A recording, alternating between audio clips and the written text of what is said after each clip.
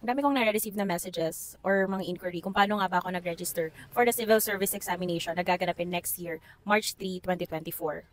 So, syempre, i-share ko sa inyo yun guys. Hindi ko siya i-gatekeep.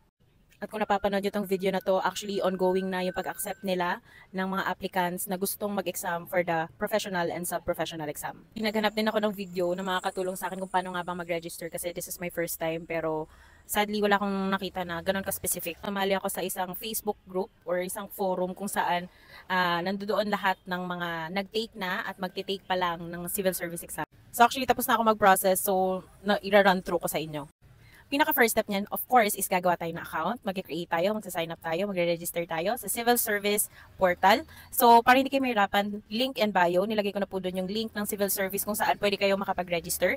And dapat ganito yung landing page nyo. Sa landing page, pipili kayo kung anong region ba kayo belong. Kung sa Region 7 ba or Central Visayas, etc. So, bakit kailangan ko pang mamili kung saang region ako belong? Of course, para pag meron ka ng account, may kita mo sa dashboard yung area kung saan merong mga available slots na malapit lang sa location mo.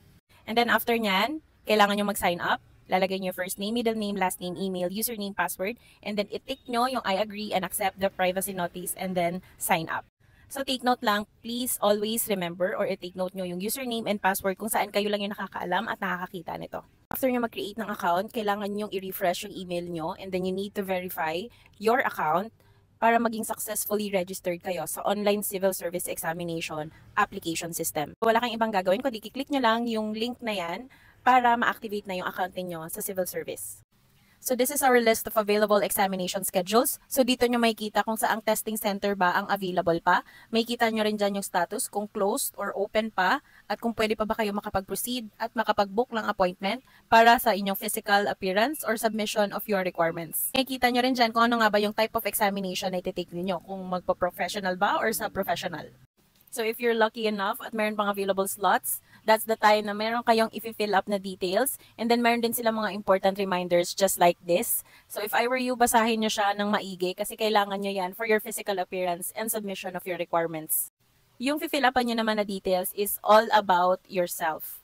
So kung ano yung nakalagay or naka-indicate sa CSC form, ayun po yung mga details na fill upan ninyo. Kasi later on, ayun yung ipiprint at isasubmit natin during our physical appearance. After nyo mag-fill up ng details or fill up yung form, that's the time na magsasubmit tayo ng mga mandatory requirements like our valid IDs. So preferably, kung ano yung ID na sinubmit niyo during your online application, ayun din yung isasubmit nyo during your physical appearance. So you can use the Cam Scanner app para ma-scan natin ng ID at para makapag-submit tayo ng requirements agad. There are some steps na hindi ko na siya mapakitaan pa ng screenshot kasi hindi ako nakapag-screenshot kasi wala akong ibang goal that time is makakuha agad ng slot.